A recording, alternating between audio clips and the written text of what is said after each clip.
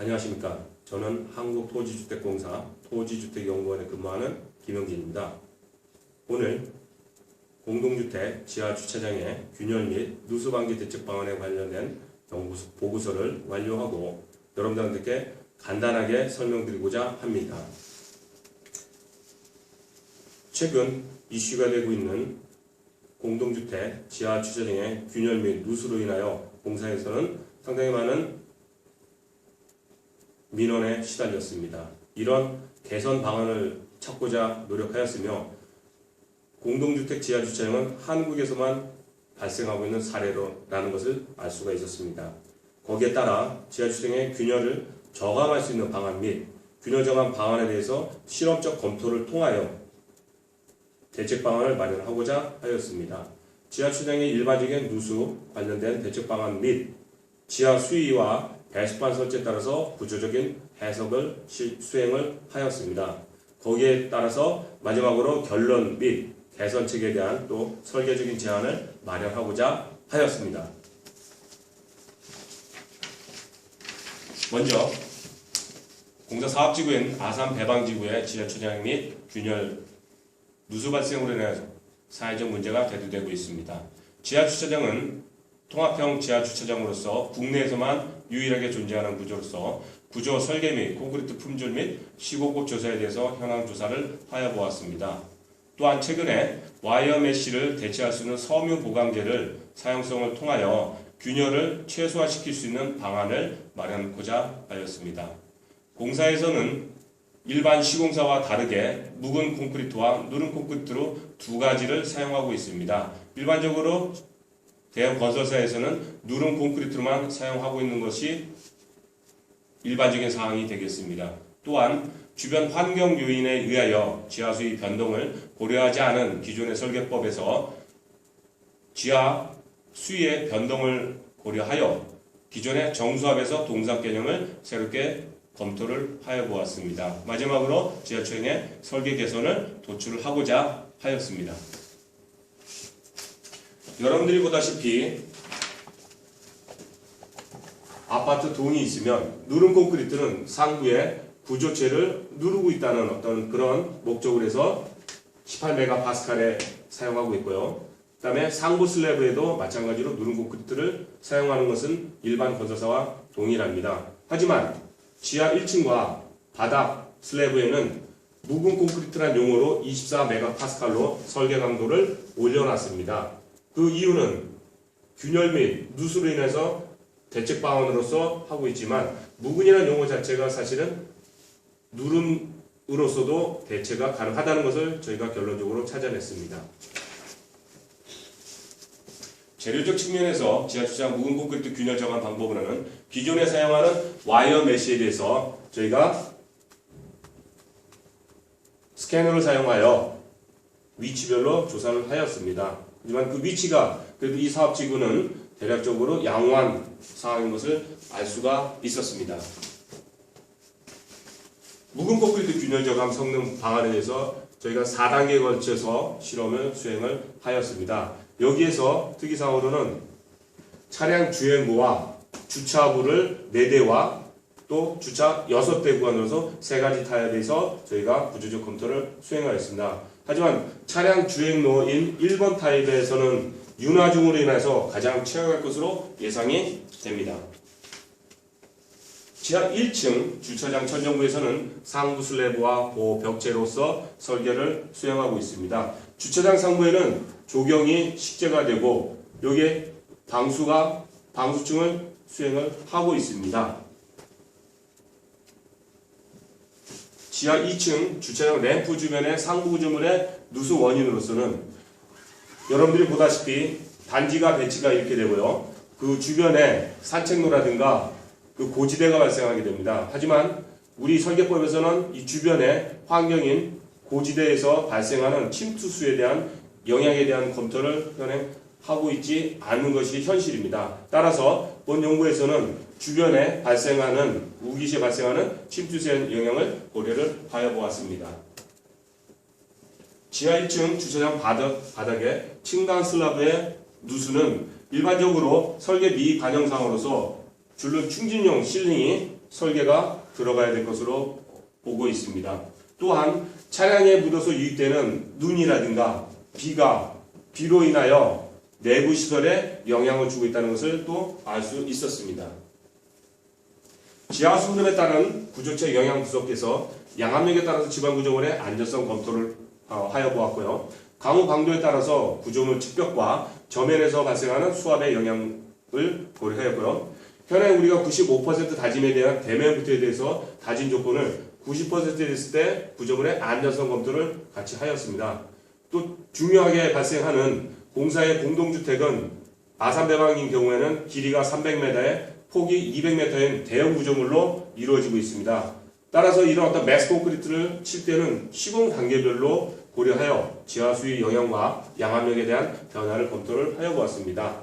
구조물 균열에 따라서 천정부 및 측벽부에서 지하수 유입량을 검토를 하였고 이에 따라서 설계 방법에 대해서 개선점을 제안을 하였습니다. 우리가 흔히 베르누의 정리에 의하면 압력 수도, 속도 수도, 그 다음에 위치 수도는 일정하다는 그런 기본적인 이론에 의해서 저희는 설계법을 제시를 했습니다. 부력과 양압력은 부력이란 물체가 유축속에 잠겨 있을 때 물체의 표면에 상향으로 작용하는 물의 압력인 반면에 양압력이란 구조물 저부에서 작용하는 상향의 물의 압력이라고 볼 수가 있겠습니다. 지하수 흐름에 따라서 구조체를 두 가지 요소로 저희가 구분하여 유한 요소망을 통해서 CW로 계산을 해보겠습니다. 첫 번째 단면인 통합형으로 대한 지하 주차장과 두 번째 단면인 아산 배방 지구가 그 예가 되겠습니다. 단면이 변하는 가변형 통합 지하 주차장에 대해서 고려하여 보았습니다. 현행 설계법에서는 구조물 배변의 원지방 수위는 약 1.5m로 설계하고 있지만 저희가 조사한 바에 의하면 지하 4m에서 지하 수위가 GL라인이 형성됨을 알 수가 있었습니다. 또한 주변의 이 고지대에서 발생하는 양압력의 변화를 고려하기 위해서 지하 4m에서부터 제로로 놓고 수두차를 0.5m에서부터 5m, 10m, 15m, 25m로 상향을 시켰을 때 이 구조물에 발생하는 양압력 검토를 하였습니다. 양압력에 대한 지방 구조물의 안전성 검토에서 구조물 저면에 발생하는 양압력의 변화를 고려하였습니다. 구조물의 길이가 길어질수록 전체적인 양압력은 증가함을 알 수가 있었고요. 특히 가변형 통합 지하 주차장 같은 경우는 단면의 변화에 따라서 점핑하는 그런 현상을 알 수가 있었습니다. 여기서 특이사항은 배면 수위가 10m 이상일 때는 양압력이 점적으로 증가함을 알 수가 있었지만 배면 수위가 15m 이상일 때는 급속하게 증가하는 것을 알 수가 있었습니다. 그럼 구조물 측면에서 작용하는 수압의 변화에 대해서 통합형 지하 주차장에서는 길이에 따라서 이런 어떤 변화나 수위를 알 수가 있었고요. 단면의 변화에 있는 가변형 통합장은 약간의 차이가 있었지만 결론적으로 배면 수위가 10m 이상일 때는 치갑이 증가량이 점점 증가하고 15m 이상일 때는 갑자기 증가함을 알 수가 있었습니다. 수위 변화에 따라서 구조물 저면의 연직 변이를 검토하였습니다. 통합형 지하 주차장에서는 길이가 길어질수록 배면 수위가 깊을수록 연직 변이는 많이 발생하는 것을 알 수가 있었고요. 가변형 통합 지하 주차장은 이보다 더 큰 약 8배 이상의 변이가 발생함을 알 수가 있었습니다. 수직 변화로 인해서 구조물 저면에 휨 모멘트 발생량 또한 길이가 긴, 다시 말해서 물이 내려오고 바로 접촉하는 구간에서는 모멘트 값이 통합 지하주차장에 그렇게 발생함을 알 수가 있었고요. 가변형 통합 지하주차장은 139에서 약 400으로 올라가는 지하 수위가 올라갈수록 더 급증함을 알 수가 있습니다.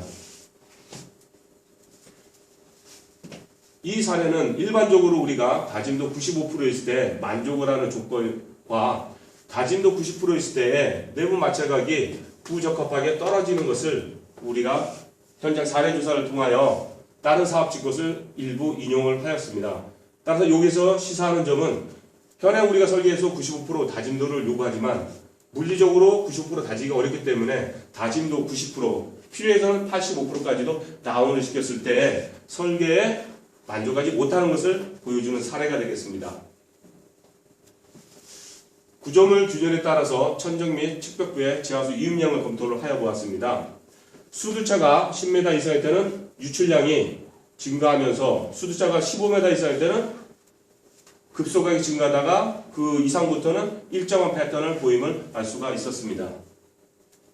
배수판에 따라서 그 계면부의 구조적 거동을 분석하여 보았습니다. 앞서 설명드린 것처럼 18MPa는 누른 콘크리트 표현하지만은 여기에서는 18과 24MPa에서 비교하기 위해서 편의상 묵은 콘크리트로 표현했습니다. 자, 그러면 18MPa일 때 균열 모멘트 값에 비해서 하중 조건에 따라서 균열 모멘트에 비해서 발생 모멘트는 적기 때문에 18MPa를 사용해도 설계상에 아무 문제가 없었음을 알 수가 있었습니다. X방향과 Y방향 모든 방향이 다 만족하는 걸 알 수가 있었습니다.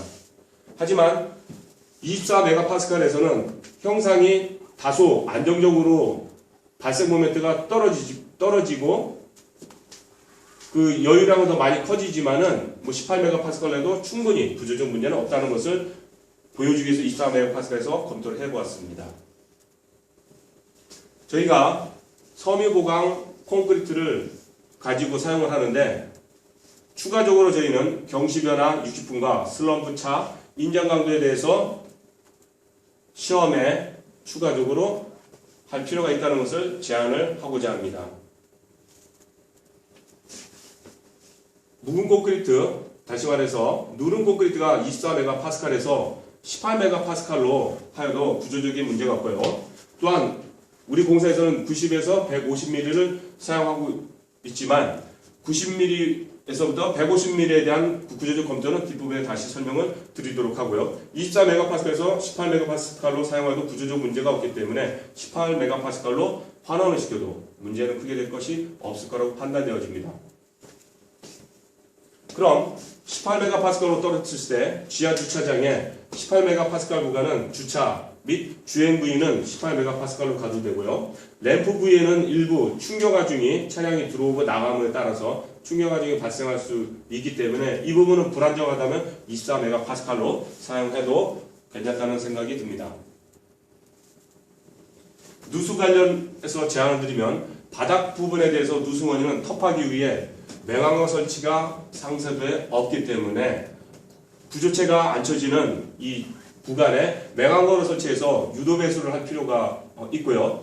북쪽의 고지대에서 남쪽으로 경사지형이 있을 때는 지하수 및 표층의 영향을 고려하지 않고 있기 때문에 이런 환경적인 요인에 의한 지하수 영향을 고려할 필요가 있습니다. 또한 조경식지에서 토심 부족으로 인해서 나무가 고사하고 방수층이 파손된 사례가 있습니다. 지형에 따라서는 우수의 집중으로 인해서 물 고임 현상이 발생하고 적절한 배수가 발생하고 있지 않습니다. 이 부분에서는 앞서 설명드린 대로 단지가 이렇게 형성이 됨에 따라서 이 고지대로부터 물이 들어옴에 따라 가지고 이 주변 구조물에 영향을 줄 수 있다는 것을 보여주게 있습니다.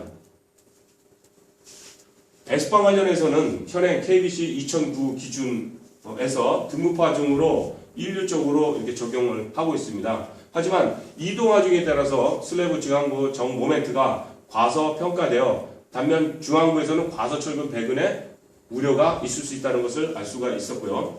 또한 시공된 90mm 묵은 콘크리트에서는 차량 하중에 대해서 이론상 사용성 균열이 발생 안 하므로 최대 150mm까지는 다소 과다한 것이 판단됩니다.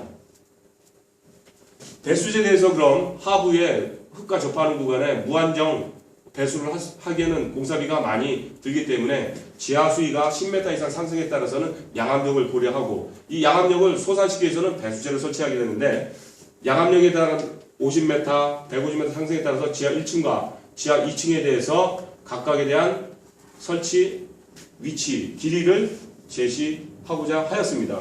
또한 지하 10m에서는 양압력에 대한 최대 2.4톤 포스 퍼 스퀘어미터의 하중이 작용을 하고 있으므로 이런 어떤 추가 하중에 대해서 배수제를 60m만 설치해도 양압력 감소를 유도할 수가 있습니다. 배수제 설치에 따라서 하중을 제로로 만들고 배수량 없을 때 이렇게 증가한다는 것을 알 수가 있었습니다.